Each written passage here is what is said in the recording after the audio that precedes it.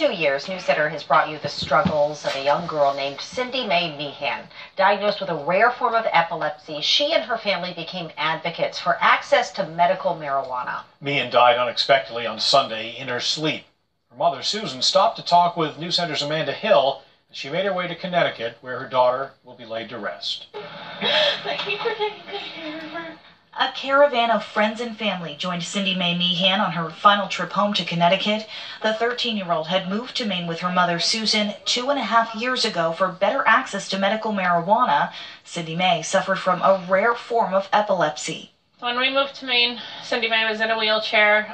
She was one step away from a feeding tube. She was on 5 pharmaceutical drugs, and she was still having 4 to 10 big seizures a day and hundreds of myoclonic seizures an hour. Those myoclonic seizures were a thing of the past once we started THCA. Here in Maine, Susan was happy to speak about the progress Cyndimae was making through medical cannabis. The move to Maine, I'll never regret. I gave up so much to get here. Our house in Connecticut is in foreclosure. I gave up a job that I loved, and I spent 24/7 with this girl, with my daughter, and I'll never regret that decision. It was the best 2.5 years of her life. But in December, a new type of seizure started, leaving doctors struggling to find something that would help. We were warned a long time ago that puberty does a lot of these kids in with Dravet syndrome. Through stories shared here on News Center, more people started reaching out to Susan and her family, some offering support, others looking for support.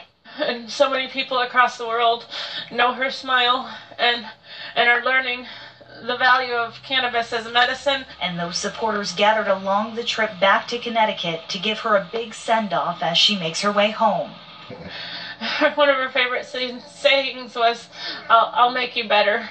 And I know she will make me better in time, but right now I'm really hurting. A final goodbye for a young girl who, in just 2.5 years, helped change the way so many view medical marijuana. Susan says her daughter's memory will live on through continued advocacy. Amanda Hill, News Center. A service will be held at Church and Allen Funeral Home in Montville, Connecticut on Thursday morning.